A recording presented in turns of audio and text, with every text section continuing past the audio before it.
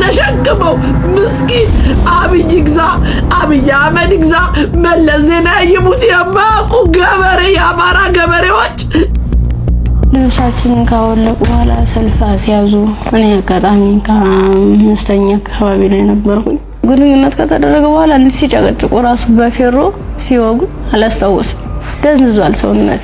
ምን ያህል ሰው እንደተደረገ ምን እንደተደረገ አላውቅም። በስድስተኛ ቀን ስነቃ እንደማበላ ነው የሚፈሰው። ሁለት አባለ ስንኩል ማን ይቀበለናል አልኳት። እንግዲህ ማንም ቢሆን እንደዚህ ደም እየፈሰሰ እንደዚህ ምድር ሁሉ ጨልሞብኝ ነገ ወደ የተሻለ ህይወት አገኛለሁ ብዬ ነገ ወደ ጥሩ ቦታ ደርሳለሁ ብዬ አሰብኩት ልጅ በቃ መጨረሻው እንደዚህ ሲያመር እንደዚህ ሲሆን በጣም ከፋኝ። ልጆቻቸውን ልሰው ይኸው ታመው ነው እየተናገሩ አሉት። ይሴ ዛሬ እውነታቸው ሲወጣ የቃይል ደም ትጣራለች። ደም የነዚህ የምጽዋን ህይወት ትጣራለች ትወጣለች። የነዚህ ህፃናትም ሴቶች ሁሌ እንደጨቆናችሁ ሴቶች በየሞታው እየሞትን አንኖርም። እናታችሁ ድንጋይ ትብላ። 17 የደንቢ ዶሎ ዩኒቨርሲቲ ተማሪዎች የአማራ ተወላጆች ሴቶች ስለመታገታቸው በተደጋጋሚ ይነገር ነበር። ላልመላ የተቀና የጉድ እያለ ነው። እግዚአብሔር ቢሰማን መንግስትም ቢራራልን ቢሰዱልን እያለ ነው።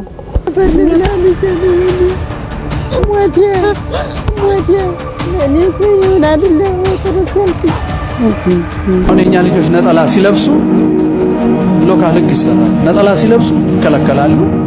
ሴቶቻችን እርቃን ሲሄዱ የተቦጨቀ ጂንስ ለብሰው ሲሄዱ ይፈቀዳል።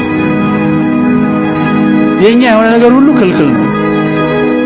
ምክንያቱም ዩኒቨርሲቲ ፕሬዝዳንቱና አስተዳደር ብሬኖች የሆነ ሴኩላሪስት ነው። እባካችሁን መሪዎቻችን ቆም ብላችሁ አስቡ። እኛ ጮማ ስለቆረጥን ውስኪ ስለተራጨን ምንድነው ኢትዮጵያ ውስጥ የሌለው? ሞት የረከሰባት ሀገር እኮ ናት ኢትዮጵያ። ዘግናኝ ሞት የሞት ብፌ ያየንባት ሀገር ናት እኮ ኢትዮጵያ በዘመናችን። ይሄንን እኮ ማስቆም ነው የሚጠበቅብን። እባካችሁን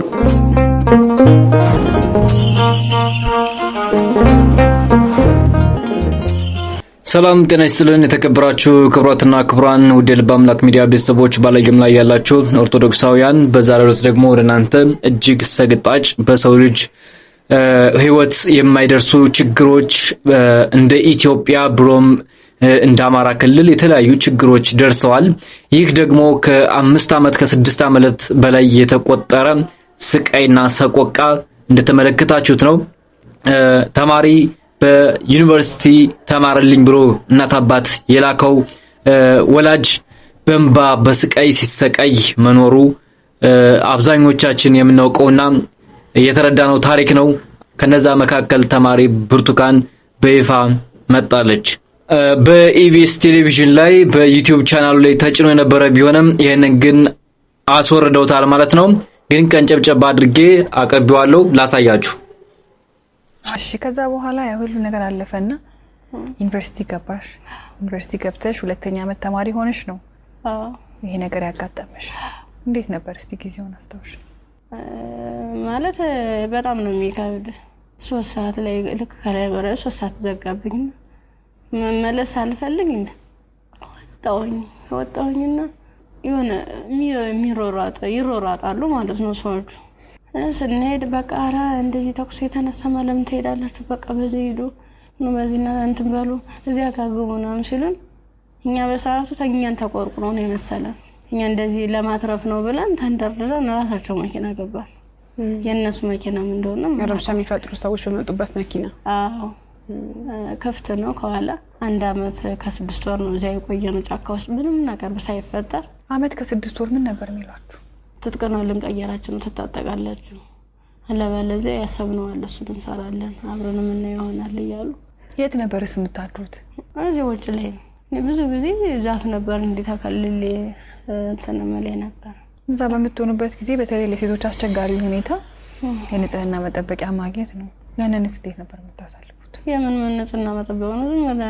ዝም ብለን ስናክ ነበር ምን ነው ከአንድ አመት ከ6 ወር በኋላ ምንድነው የተፈጠረው? መጨረሻችን ላይ ልብሳችንን ካወለቁ በኋላ ሰልፍ ሲያዙ እኔ አጋጣሚ ከአምስተኛ አካባቢ ላይ ነበርኩኝ። ግንኙነት ከተደረገ በኋላ እንዲህ ሲጨቀጭቁ ራሱ በፌሮ ሲወጉ አላስታውስም። ደንዝዟል ሰውነት። ምን ያህል ሰው እንደተደረገ አላውቅም። በስድስተኛ ቀን ስነቃ እንደ ማበላ ነው የሚፈሰው። እሷ ደግሞ አንድ አካል ስለጎደላት ምንድነው አማራጭ የለበስኩትን ልብስ አውልቄ ለሷ ነገሮቿን አስሬ ነው ቅፋን እየወተቱ ጀመረ ጀመሩ። እንዳላዝላት አልችላትም። ከዛ አብረን ነው ቆመን ሄደው አንቺን እኮ ትችሻለሽ ስትለኝ እንዲሁ ነው ሁለት አካለ ስንኩል ማን ይቀበለናል አልኳት። እንግዲህ ማንም ቢሆን እንደዚህ ደም እየፈሰሰ እንደዚህ ምድሩ ሁሉ ጨልሞብኝ ነገ ወዲያ የተሻለ ህይወት አገኛለሁ ብዬ ነገ ወዲያ ጥሩ ቦታ ደርሳለሁ ብዬ አሰብኩት ልጅ በቃ መጨረሻው እንደዚህ ሲያመር እንደዚህ ሲሆን በጣም ካፋኝ። በቃ ለወሊውም ማለት ነገ ወዲያ ስደት ነው የምሆነው። ምንድነው ማድረግስ የምችለው? በምን አይነት መልኩ ነው ህይወቴንስ መጠገን የምችለው? አይዞሽ የሚለኝስ ማንኛው ሰው ነው? በቃ አለው እንደዚህ መጨረሻ ላይ ምንድነው ጎዳና ተዳዳሪ ሆንኩት። ጎዳና ነው ወርቄ በቃ እኔ እንግዲህ እንደተመለከታችሁት ነው። በእውነቱ የሰው ልጅ ሆኖ ሲፈጠር በዚህ ምድር እንደዚህ አይነት ስቃይ ታይቶ ተሰምቶም አይታወቅም። በተለይ ይህን 6 ዓመት እንደ ኢትዮጵያ ኦርቶዶክስ ተዋሕዶ ቤተክርስቲያን አማኝ እንደ ኢትዮጵያ ተወላጅ ሆኖ ያልተፈተነ የለም። የሰው ልጅ ነገ ተምሮ ሀገር ይገነባል፣ ቤተሰብ ከጭንቅ ከመከራ ያወጣል ተብሎ ዩኒቨርሲቲ ወደ ተለያዩ ሀገራት ተልከው ቤተሰብ ያልፍልኛል እያለ ሲጠብቅ እናት አባት በእንባ በስቃይ በመከራ እስካሁን ድረስ አሉ። እነዚህ ልጆችም እንደሰማችሁት ነው። በዚህ ልክ ነው ኢትዮጵያውያን አሁን እየደረሰብን ያለ መከራ ይህ ነው። በተለይ ደግሞ አማራ ክልል 17ቱ ተማሪዎች እስከዛሬ የደረሱ ሲባል በፖለቲካ ፕሮፓጋንዳ የታገተ ተማሪ የለም፣ ምንም አይነት የተሰራ ስራ የለም፣ ውሸት ነው እያሉ ጠቅላዩ ሲናገሩበት የነበረው ዛሬ በይፋ ሲመጣ ከዩቲዩቡ ቻናል ላይ ከኢቢሲ ላይ መውረዱን በይፋ ገብታችሁ ቼክ ማድረግ ትችላላችሁ። እኛም ይህንን ቆራርጠን ያቀረብነው ከዚያው የተወሰደ ነው። ኢትዮጵያውያን በተለየት ነው ያላችሁ። በዚህ ጊዜ የወደቅንበት ለውኑ ለሰው ልጅ ሁሉ ይመኛል ወይ? የት ነው ምን ደርሰው እንደዚህ ብለን ሸክመው ምስኪን አብይ ግዛ አብይ አህመድ ግዛ መለስ ዜናዊ ይሙት የማያውቁ ገበሬ የአማራ ገበሬዎች ልጆቻቸውን ልሰው ይኸው ታመው ነው እየተናገሩ አሉት። ይሴ ዛሬ እውነታቸው ሲወጣ የቃይል ደም ትጣራለች። ደም የነዚህ የምጽዋን ህይወት ትጣራለች ትወጣለች። የነዚህ ህፃናትም ሴቶች ሁሌ እንደጨቆናችሁ ሴቶች በየሞታው እየሞትን አንኖርም። እናታችሁ ድንጋይ ትብላ። ሴት እየገደላችሁ ሴት እያፈናችሁ እየገደላችሁ እንደገና ሚስታችሁን ቀጥቅጣችሁ ደብድባችሁ የምትገሉ ሰካራ አጠራው ሀሬ ሁላ እናታችሁ ድንጋይ ትብላ። እኔ ህይወቴ ለምን አታልፍም? የዚህ እውነታ ይወጣታል። እናታችሁ ድንጋይ ታስበላችሁ።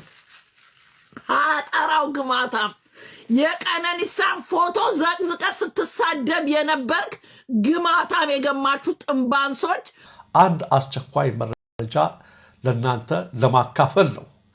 ይኸውም ሁላችንም እንደምናስታውሰው ጠቅላይ ሚኒስትሩ ወደ ስልጣን በመጡ ማግስት 17 የደንቢዶሎ ዩኒቨርሲቲ ተማሪዎች የአማራ ተወላጆች ሴቶች ስለመታገታቸው በተደጋጋሚ ይነገር ነበር።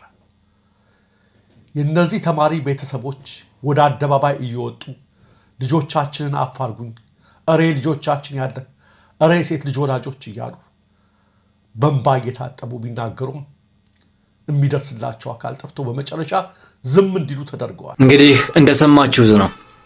እናት አባት አሁንም በስቃይ ባለበት ወቅት አሁን ደግሞ የእናት አባታቸውን እንባና ሰቆቃ በእያንዳንዱ ቴሌቪዥን ጣቢያ እንዳይቀሩ ምንም አይነት ኢንፎርሜሽን እንዳይሰጡ ታግተው የነበሩበት መንግስት አፍኗቸው በተወለዱበት ባደጉበት ሀገር እንዳይናገሩ አግቷቸው የነበሩ ሰዎች ደግሞ ላሰማችሁ።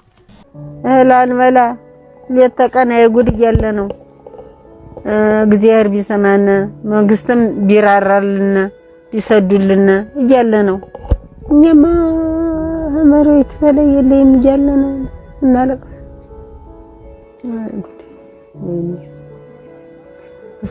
ሳድግ የለም ማለት ነው። ወይኔ አይበላይነሽ እይ ነበር ልብላ ልጅን ወይኔ ሞቴ ለኔ ሲሆን አይደለ ወጥረስ ያልኩኝ። ቤተሰቦቻችን በተለይ እናቶች እንትናቸው አይምሯ የኔ በተለይ አይምሯ እንዲህ ትንሽ የመርሳትና ያልነበረ ባህሪ የመበሳጨት ባህሪ ከኔ ጋር ነው ከልጆች ጋር ከተለያየ አካባቢ ጎረቤት ጋር እንዲወስድበሳጭ በይሷን ወደ ጸበል ሰወስት ቆየሁኝ። ምሰራው ቁጡ ጠፍቶኝ መሄድበት ቁጡ ጠፍቶኝ ምን አቅም አለኝ? አቅም የለኝም። መከራዬን አይቼ አስተምሬ ይወጣልኛል ብዬ ሀዲያ ግን መንግስት ወረታ ይመልስልኛል። ምን እቅድ ነበረኝ እንጃ። መንግስት እንደው ወረታ ይመልስልኝ እንደሆነ አላውቅም። እኔ እንግዲህ ልጄ የሚያውቀው ነገር የለም። የቤት ልጅ ነው በቃ። እንኳን የሰው ሀገር በረሃ ሀገሩን በረሃ ማውቀው ጭራሽ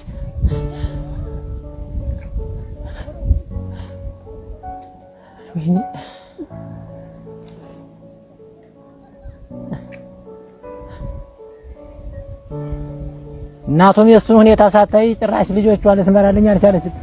ያሉት ልጆችም እንጃ የምትመራልኝ አልመሰለኝም ስገምተው። በሱ ብቻ አይደለም በሁሉ ስደተኛ ሳልሆን አልቀርም።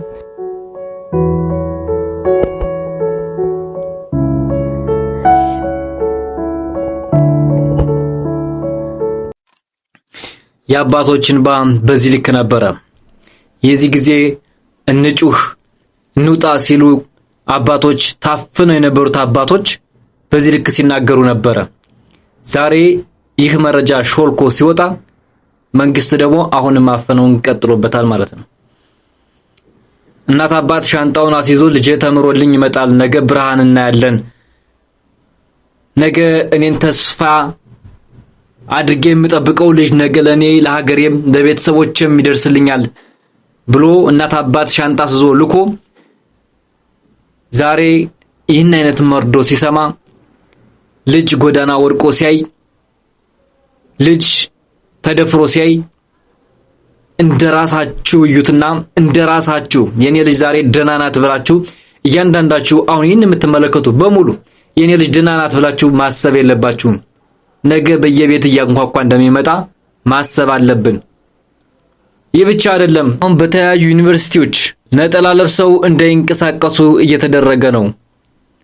በኦሮሚያ ክልል ውስጥ የሚገኙ ዩኒቨርሲቲዎች በሙሉ ቤተክርስቲያን ላይ የሚሄዱ ወጣቶች ምንም አይነት ነጠላ ለብሰው እንዳይሄዱ እየተከለከሉ ነው። አሁንስ ይሄ ወዴት እየሄድን ነው? እነዚህ ነጠላ ለብሰው ሲሄዱ እየታፈኑ እየተወሰዱ ነው። ይህንንም ልታውቁ ይገባል። ስለዚህ እስኪ አንድ ቪዲዮ ላሳያችሁ። ነጠላ ሲለብሱ ሎካል ህግ ይሰራል። ነጠላ ሲለብሱ ይከለከላሉ። ሴቶቻችን እርቃን ሲሄዱ የተቦጨቀ ጂንስ ለብሰው ሲሄዱ ይፈቀዳል። የኛ የሆነ ነገር ሁሉ ክልክል ነው።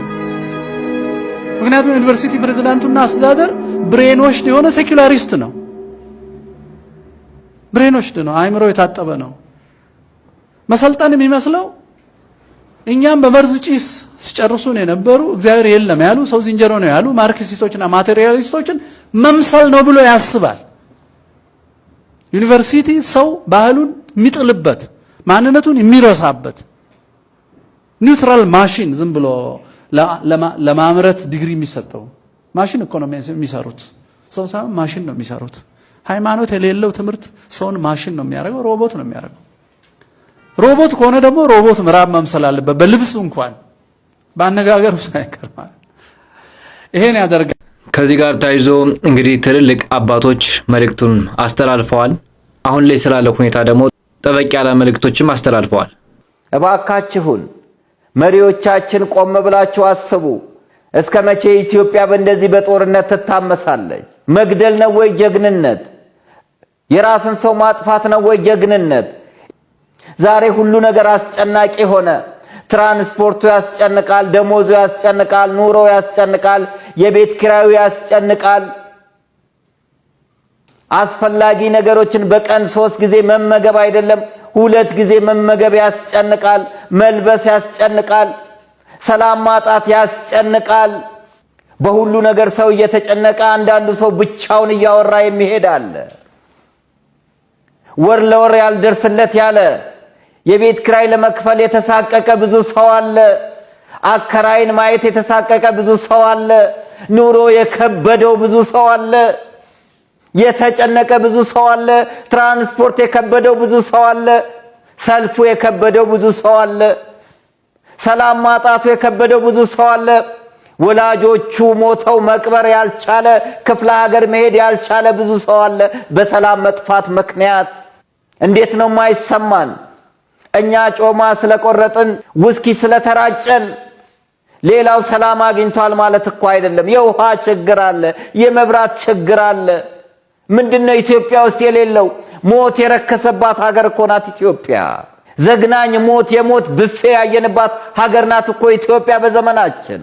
ይሄንን እኮ ማስቆም ነው የሚጠበቅብን። እባካችሁ እንግዲህ በዚህ ልክ ነው ኢትዮጵያውያን አሁን ላይ ያለን ሰቆቃ፣ ችግር፣ መከራ ተፈራርቆ እየኖርን ያለነው በዚህ ሁሉ አስቸጋሪ ሁኔታ ነውና ለዚህ ደግሞ በእውነቱ ትልልቅ ቦታ ላይ አለን የምትሉ ኢትዮጵያውያን ለዚህ ህዝብ ለዚህ አስቸጋሪ ጊዜ መፍትሄ ልትሆኑ ይገባልና መልካም ስራ ሰርተን ብናልፍ ነው የሚሻለው። እኛው ለኛው ብንደጋገፍ ነው የሚሻለው እንጂ እንደዚህ አይነት ነገሮችን ወደ ኋላ የምንቀርፍበት በእውነቱ ሰላም ያጣነው ሰላምን ፈልገን አንድነታችን የምናመጣበት ጎጠኝነቱ ጠፍቶ ኢትዮጵያዊነት አንድነት የሚመጣበትን መንገድ ብታፈላልጉና መፍትሄ ብትፈልጉ ጥሩ ነው። ስልጣን የጧት ጤዛ ነው፣ ይረግፋል። የሰው ልጅም ይሰበራል፣ ይሞታል። እንጨትም እንደዛው ነው። ስለዚህ አንዳችን ባንዳችን ላይ ከምንበሰቋቆልና አንዳችን ባንዳችን ላይ ሌላ ነገር ከምንሰራ ተራርመን ፍቅር ኑሮን ብናልፍ ምን ችግር አለው ነው። ይሄን ነገር ብታስቡበት መልካም ነው ብዬ አስባለሁ። አሁን ላይ ደግሞ ከዚች ከእህታችን ብርቱካን ውጭ ያሉት ሌሎችም በተለያዩ ቦታ ተደብቀውና ታስረው ታፍነው ያሉ መውጫ መግቢያ ተው ያሉ እናቶቻቸውና አባቶቻቸው በእንባ እያነቡ ያሉ ልጆቻቸው ደግሞ እናቴ አባቴ እህቴ ወንድሜ እያሉ በእንባና በሰቆቃ ያሉ ጌታችን አምላካችን ኢየሱስ ክርስቶስ የሚያስፈታውን ከጭንቅ የሚያወጣው ፈጣሪያችን ከጭንቅ ያውጣልን። በሌላ ቪዲዮ እስከምንገናኝ ድረስ መልካም ጊዜን ተመኘን። ሰላም።